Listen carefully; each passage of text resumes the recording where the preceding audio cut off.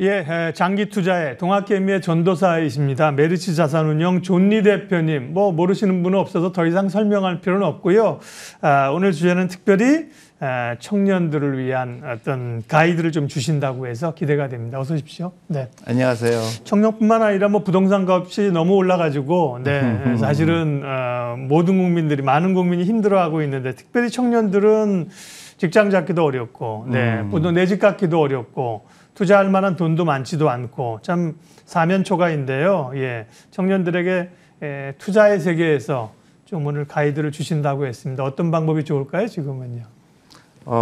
글쎄요. 이제 사람마다 이제 처한 위치가 다 다르잖아요. 네. 근데 이제 그 소득도 다 다르고 하는데 이제 내가 정말로 경제 독립할 수가 있을까? 이제 장기적인 플랜을 세워야 되겠죠. 근데 내가 이제 집이 없고 하니까 이제 내가 어떻게 될까 내 미래가. 근데 너무 집에 집착할 필요가 없을 것 같아요. 네. 근데 이제 한국만 오르는 게 아니라 전 세계적으로 지금 이제 돈을 많이 풀다 보니까 집이 오르게 된 건데 내가 할 수 있는 지금 당장 뭘 할 수 있을까 했을 때 저도 마찬가지로 집도 없었고요. 또 어려웠죠.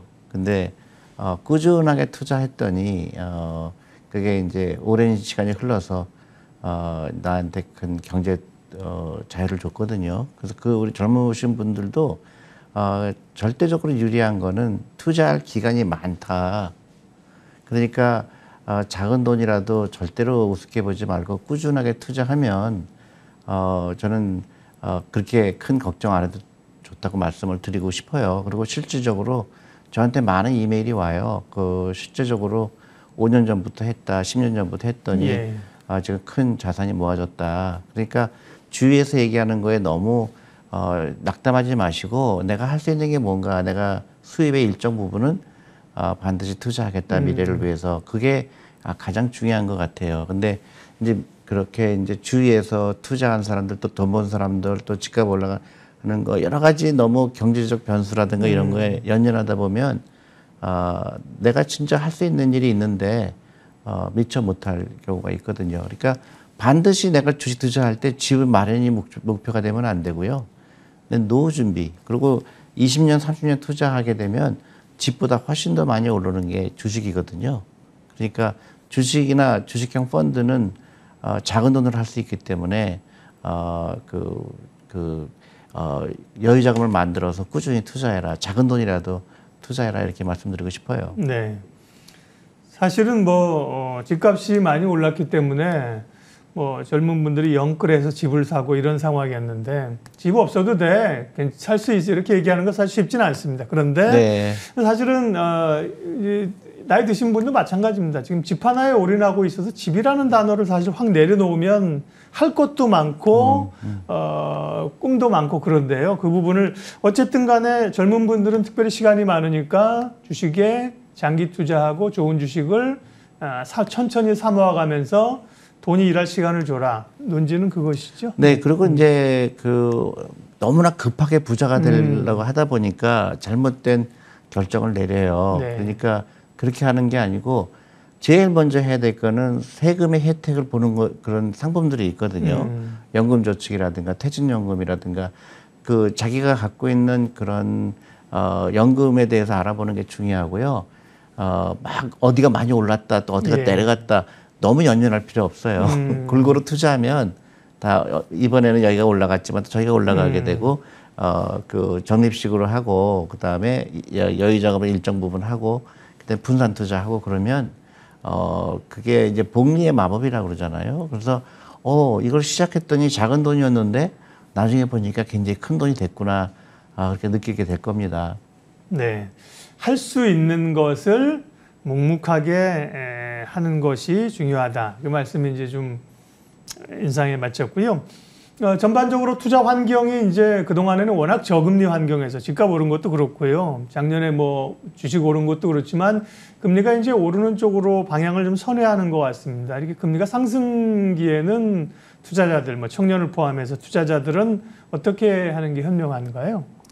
근데 이제 이자율이 올라가는 거는 이제 이제 어쩔 수 없이 이제 올라갈 것 같은데요. 근데 그게 이제 얼마나 급하게 올라가느냐, 어떻게 내가 감당할 수 있는 수준으로 올라가느냐, 그리고 이자율이 올라가는 게 그렇게 나쁜 것일까? 예를 들어서 이자율이 올라간다는 얘기는 그 투자자들한테는 좀 예를 들어서 내가 그 주식에 투자하던 거를 채권으로 옮기게 한다든가 그런 효과가 있거든요. 이자가 높아지게 되면 채권에 투자하는 게. 근데 사실은 이렇게 생각하시면 돼요. 이게 금리가 워낙 낮았기 때문에 조금 올라가는 거죠. 그러니까 1%였다가 2%가 되고 3%가 되는데 그것 때문에 정말 주식에 투자하는 돈이 그쪽으로 옮겨갈까? 사실은 옛날하고는 좀 다른 생각을 해요. 그리고 또 하나 금리가 올라간다는 얘기는 일단 경기가 산다는 얘기거든요. 네. 그러니까 정말로 걱정됐던 부분들은 만약에 그 디플레이션이 될까? 그게 사실은 더 걱정거려. 정말 디플레이션이 되면은 경기가 무너지는 거거든요. 그래서 인플레이션이 디플레이션보다 훨씬 좋다는 거. 그다음에 이게 얼마큼 가파르게 올라갈 것이냐. 그거는 각 정부가 그렇게 그 매니지를 하려고 노력을 할 것이고, 근데 이게 그 경제 상황 때문에 이제 이자가 올라갈 것 같으니까 난 주식 투자를 좀 뒤로 해야 되겠다. 아니면 채권으로 옮기겠다. 그거는 저는 동의할 수가 없고요. 그거는 우리가 밥 먹듯이 투자해야 되는 거. 월급에 예를 들어 일정 부분 투자한다 그러면 꾸준하게 세금 혜택을 볼 수 있는데 투자를 하고요. 근데 희한하게 주식 시장은 경제 상황과 같이 움직이질 않아요. 맞아요. 예, 네. 그래서 그거를 맞추려고 노력하다 보면은 오히려 그것 때문에 또 잘못된 판단을 내릴 수가 있고요. 주식 투자의 근본적인 목적은 노후 준비라고 생각하시면 돼요. 그러니까 젊은 청년들, 특별히 젊은 청년들이라 그러면 내가 20년 후에 내가 경제 독립을 할 수 있을까? 그런 마음으로 해야 되기 때문에 단기간에 어디가 올라가고 내려가고 이자율이 올라가는 거 이런 데 미처 신경을 쓸 필요는 없다고 생각합니다. 네. 앙드레 코스톨라니가 얘기한 것처럼, 네, 개와 주인의 산책처럼 주가는 이렇게 왔다 갔다 하니까 그 변동성을 이길 수 있는 거는 산책하는 주인, 또 앞으로 걸어 나가고 있다는 걸 생각하라는 말씀이시고요. 예, 그러면 이제 좋은 기업들을 적립식으로 세금 혜택 누리면서 사는데, 그럼 어디에 어떤 시장 전체를 살 수도 있지만 대체적으로는 뭐 시장 전체보다는 섹터나 종목을 선택하시니까요. 그런 쪽에서. 근데 이제 연금저축부터 저는 계속 하라고 말씀드리는, 연금저축은 어차피 펀드밖에 안 돼요. 네. 그러니까 그건 자기 취향이죠. 이제 글로벌하게 투자하는 펀드에 투자할 수도 있고, 아니면 한국에만 투자하는 펀드도 있을 수가 있고, 또 전 세계 미국도 한국도 다 포함하는 펀드도 있고, 이제 다양하게 펀드들이 있으니까요. 네. 그건 자기 취향대로 하는데 처음부터 그 한두 종목의 주식에 올인하는 건 좋은 방법이 아니라고 보고요. 또 하나 제가 젊은 분들한테 특히 팁을 드리고 싶은 거는 시장 상황이라든가 아니면 어떤 경제적인 그런 현상 때문에 다 팔았다가도 다시 다 사고, 네. 그런 거는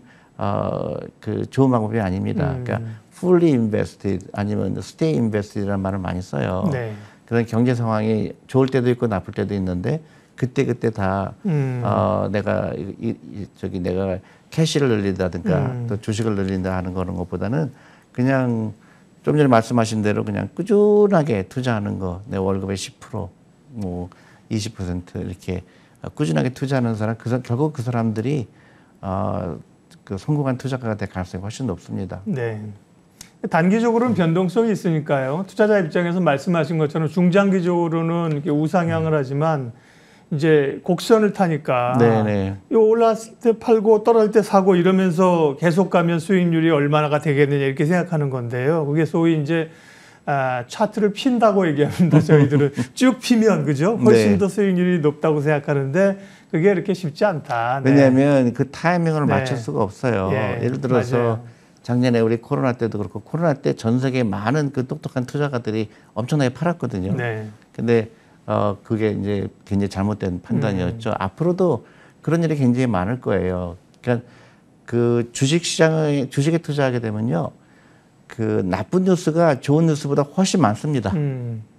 또 매일 생각하지 못한 걱정거리가 생겨요. 그전에는 이제 이자율이 너무 낮기 때문에 디플레이션이 온다 뭐 했는데 지금은 또 코로나라는 게 생겼고 또 코로나의 걱정이 좀 이제 어느 정도 지나니까 또 인플레이션이 또 걱정이 되고 이자율이 걱정이 되고 걱정의 담벼락이 많죠. 네, 한 번도 걱정이 없는 경우가 없어요. 근데 그때 일일이 대응하려고 하면 그때부터는 투자가 아니라 투기가 될 수가 있죠. 네. 해외 주식에 대해서 젊은 분들이 특별히 관심 많습니다. 하지 말라고 해도 사실 많은 분들이 이미 펀드도 말씀하셨지만 펀드도 이제 해외 펀드로 그 절세 혜택 받는 걸 포함해서 뭐 저희 딸도 보면 그렇고요. 그러니까 해외 투자 젊은 분들이 특별히 서학겜이라고 표현하는 관심 갖는 거에 대해서는 어떻게 생각하세요? 저는 이제 주식시장이라는 건 전 네. 세계에 있으니까요. 그러게요. 관심 갖는 거는 네. 너무나 자연스러운 건데요. 근데 아직도 대부분의 젊으신 분들이 빨리 부자가 되고 싶어서 가격이 오를 것 같으니까 막 사야 하는 초발심이 있는 거예요. 그러니까 테슬라가 올라가니까 테슬라 안 산 거 후회하게 되고 또 막 그 몇 개 종목에 그냥 올인하게 되고. 네. 근데 그게 정말로 장기적으로 보면 좋은 방법이 아니고요. 올라가는 우리 펀드 매니저들도 이거 살까 말까 하다가 못 샀는데 주식 가격이 50% 오르고 떨어지고 하는 그런 거를 수도 없이 경험하는 거거든요. 네.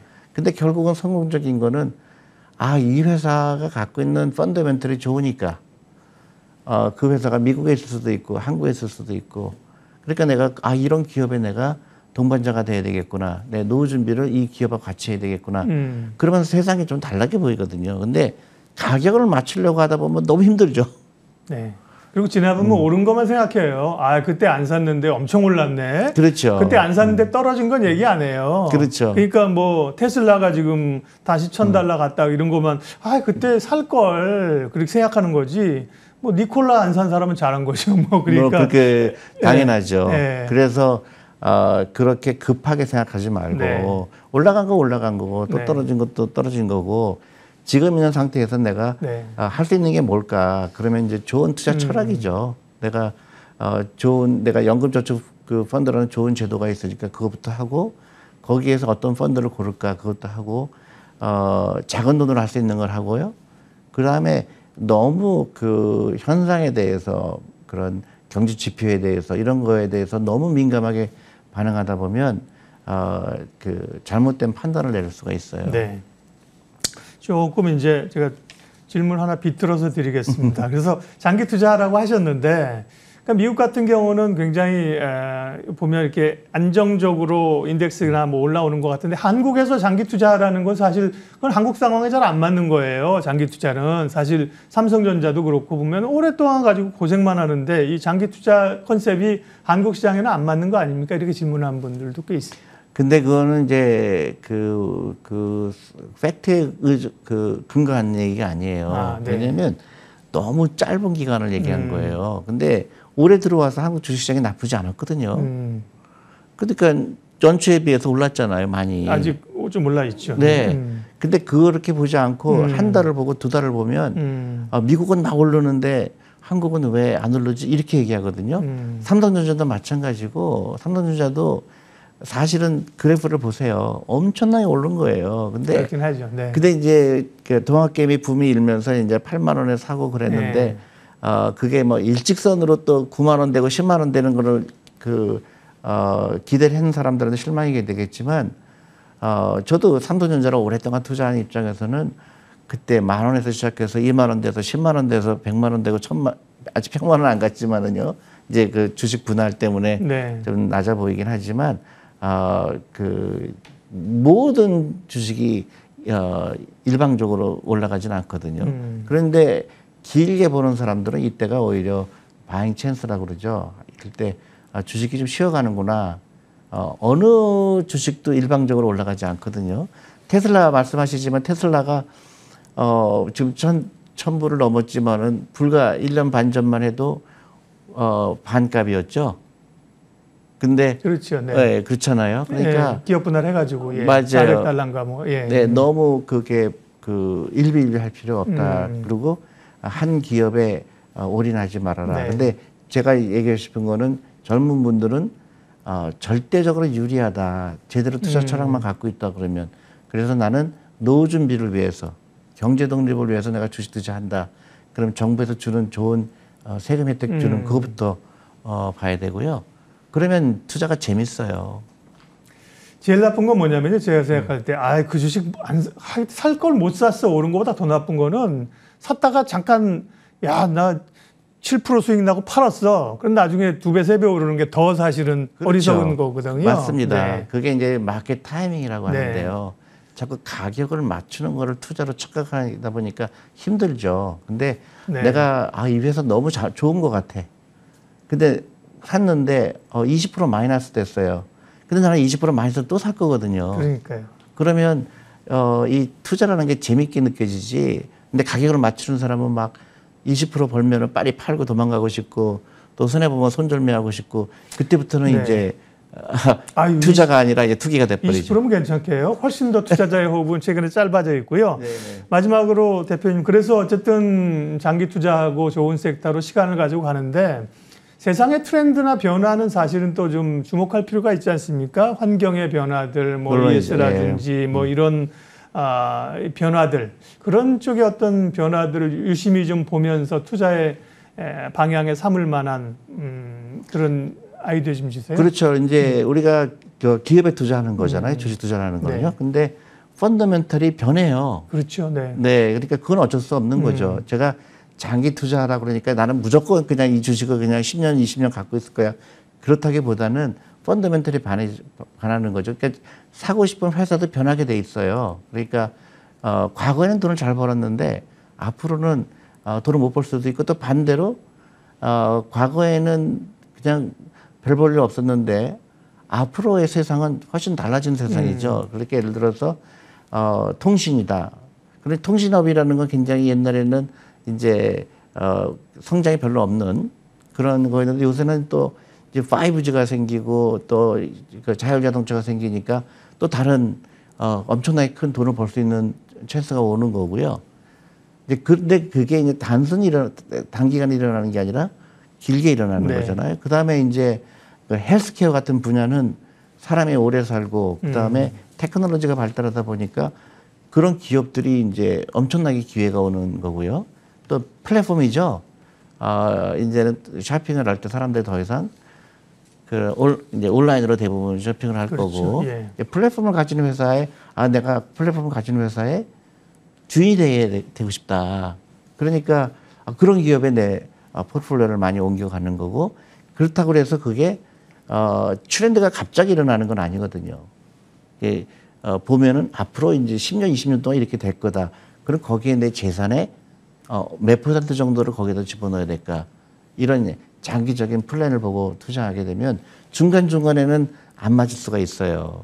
나는 좋다고 생각했는데 주식 가격이 뭐 20%, 30% 빠지는 경우도 수두하거든요. 우리 펀드 매니저들이 항상 경험하는 거거든요. 근데 결국 5년, 10년이 지나니까 그런 주식들은 그 회사가 잘 되게 돼 있고 거기에 주식 가격이 수렴하게 돼 있죠. 예. 네, 그래서 장기 투자라는 거죠. 알겠습니다. 한국도 마찬가지입니다. 네. 네. 또 듣고 싶은 얘기는 많지만 시간이 제한되어 있어서 사실은 아까 모두에 말씀드린 것처럼 우리 개인 투자자들이 상당히 좀 지쳐 있습니다. 근데 지쳐 있는 투자자들에게 항상 이제 원전으로 돌아가는 거죠. 본론으로 돌아가고 특별히 또 청년들을 위한 장기 투자 비법 메리츠 자산운용 존니 대표님께 말씀 들었습니다. 오늘 함께해 주셔서 고맙습니다. 네, 고맙습니다.